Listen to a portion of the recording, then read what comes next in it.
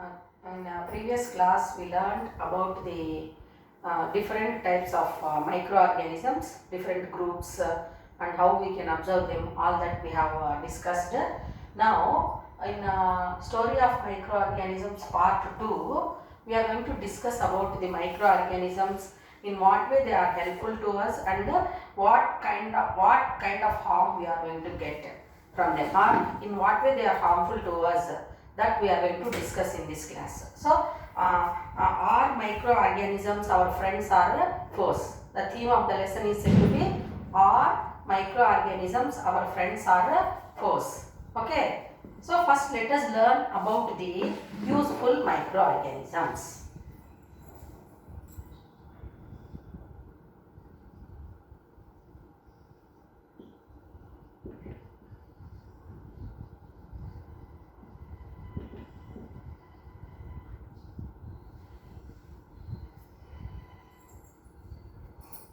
In yesterday's class, we learned some of the microorganisms, how they are going to help us, like in preparing curds. So, curdling of milk, how it is going to happen. So, that is because of a microorganism. Which microorganism? You know that lactobacillus bacteria is helping in preparing curds. Okay, and uses in how many ways they are useful to us, that how we are going to learn means, so 3 ways. So first one, commercial use of microorganisms.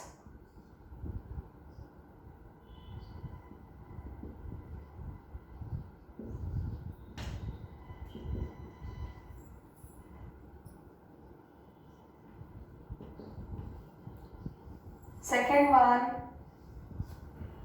medicinal or medical use of microorganisms.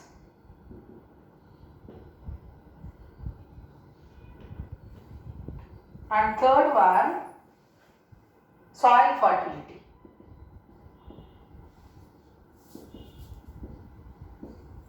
So in 3 ways in this lesson, we are going to discuss the uses of microorganisms. So commercially, how these microorganisms are useful to us, then medicinal use of microorganisms.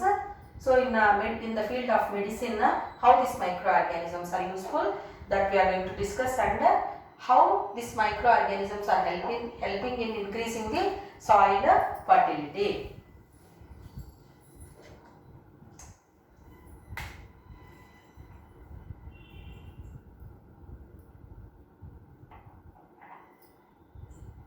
Commercial use of microorganisms, how they are helping in earning money, means you are very much fond of consuming different kinds of bakery items, okay, like bread, then biscuits. How they are prepared means, they are prepared because of some microorganisms. Is it clear to children? Then alcohol, okay, so alcohol is also prepared because of some microorganisms. So in large scale, this alcohol, what for it is used means, it is used in the preparation of medicines also. Okay, so in large scale we are going to produce them. In that way, these microorganisms are helping.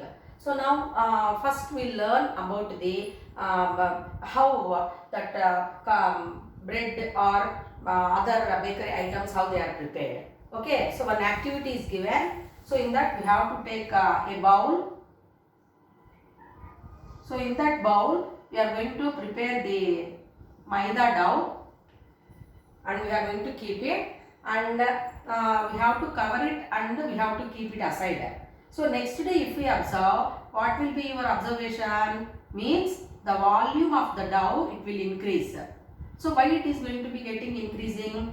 Because of some microorganisms are there, which are responsible for increasing that volume of the dough. Is it clear to children? So here the microorganisms, yeast cells, are also present in the atmosphere, and they are coming in contact with that dough fluffy nature. So the volume is increased like that, and we can observe the smell. So airy bubbles we can observe. So which gas is going to be released means that is carbon dioxide is going to be released. So that gives softness to the bread and other bakery items, so that in that way this yeast cells are used. Then another example, so how that process of microorganisms are helping means here alcohol. So how it is prepared?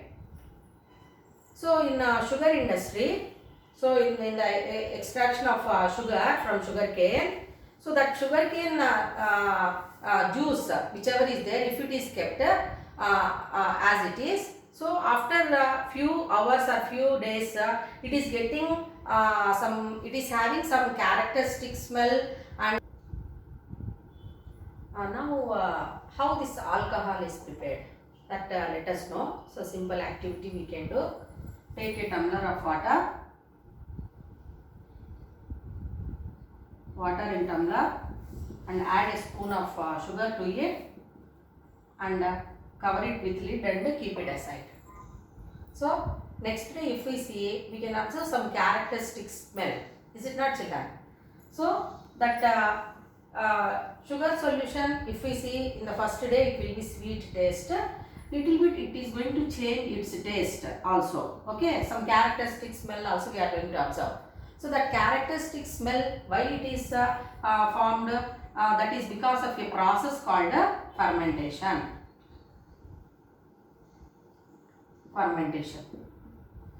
Then that sugar solution is converted to alcohol. Sugar solution is converted to alcohol.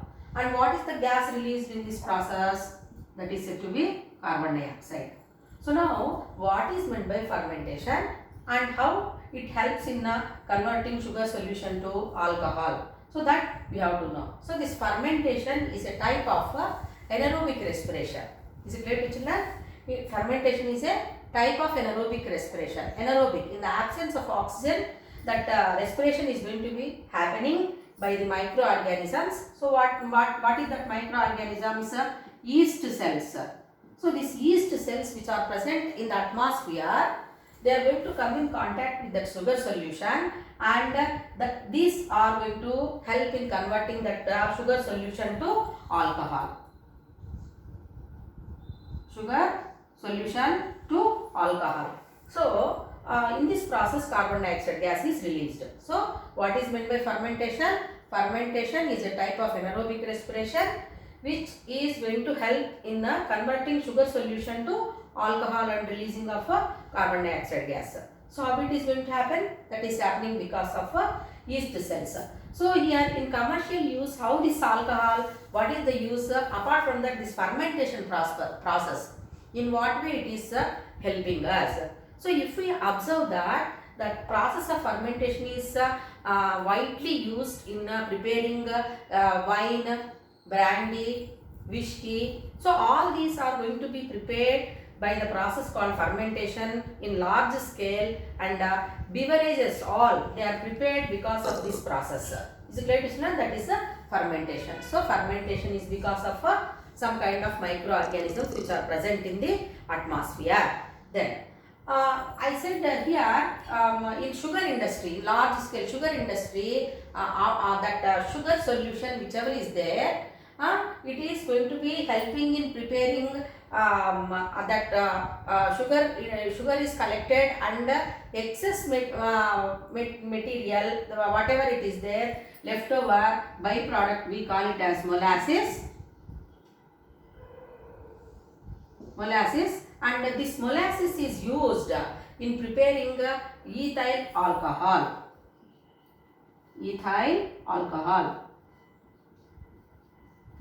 So this ethyl alcohol, it is used in preparing some medicines. It is used as solvent also in different industries. Is it clear to children?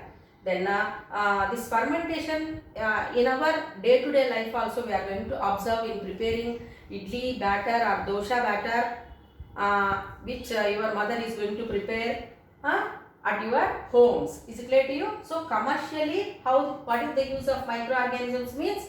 Fermentation used in preparing alcohol from the sugar solution. Now we will discuss about medicinal use of microorganisms.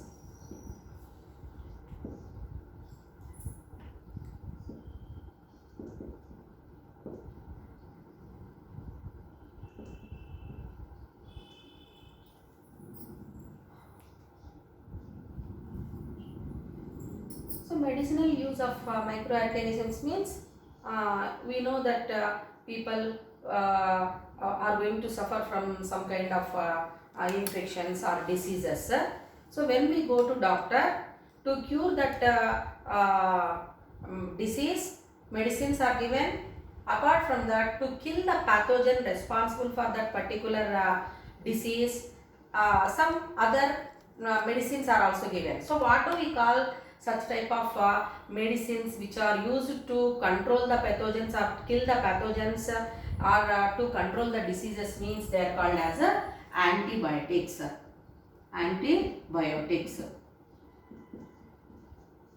So these antibiotics are prepared from fungi. Any kinds of fungi are there. From that fungi, different kinds of antibiotics are prepared, and these antibiotics are having the killing effect of other pathogens, especially bacterial diseases are going to be controlled.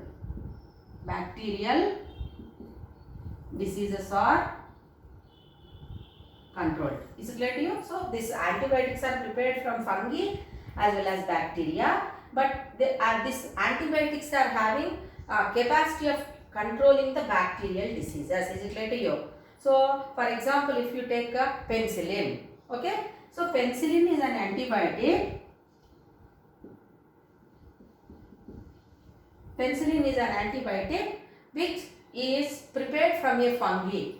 So from fungi it is prepared. So what is the name of that fungi? Means Penicillium notatum. So penicillin is an antibiotic which is prepared from fungi called Penicillium notatum, and it can be given to the people who got so many injuries in Second World War, and they were in safe hands. Is it clear to children? So that diseases are going to be controlled because of taking antibiotics.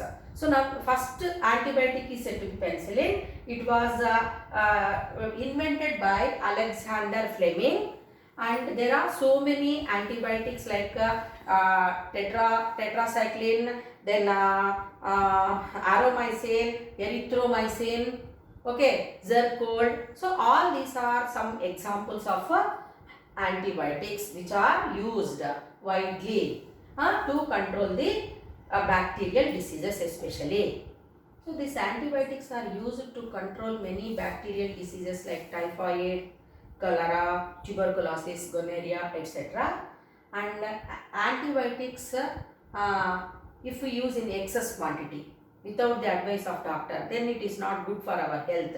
So we have to take antibiotics according to the age and dosage prescribed by the doctor only. Is it clear to you? So too much of antibiotics if we are going to consume without taking the precautions from doctor, then what will happen means the immune system of our body is going to be lost, and that results in weakening the strength of our body, and we will become prone to many kinds of diseases. So that is the reason we are not supposed to take antibiotics in excess quantity. Unnecessarily we are not supposed to take.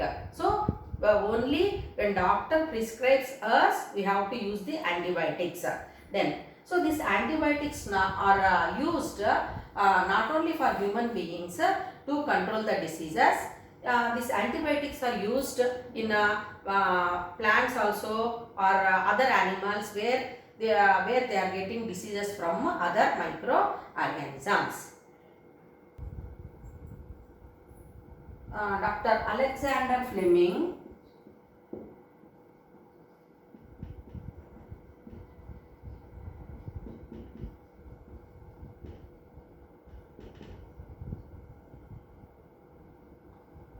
was a doctor in First World War, and he prepared the first antibiotic penicillin. First World War children. So that penicillin was prepared from Penicillium notatum fungi, and that saved many soldiers from injuries. Okay, during that First World War.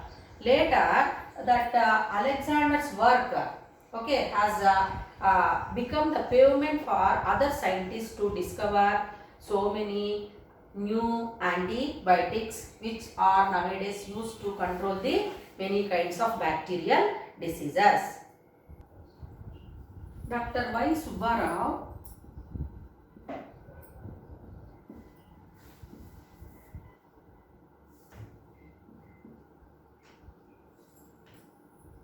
he was a well-known chemist, and he was born in West Godavari,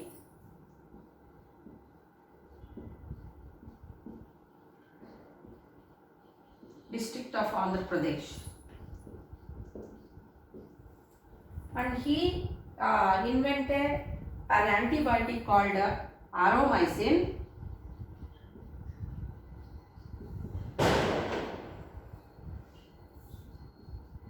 and this aromycin is also called as a tetracycline. And this tetracycline is used for many kinds of bacterial diseases like plague, typhoid, tuberculosis. Okay, aromycin or tetracycline is used to control or cure diseases like typhoid, tuberculosis, TB, that is, then plague. So all these are bacterial diseases, and these diseases are controlled by taking tetracycline even nowadays also. So till now we learned about this antibiotics, how they are helping us and how they are prepared also by taking some examples we learned. Tomorrow we will discuss about vaccines.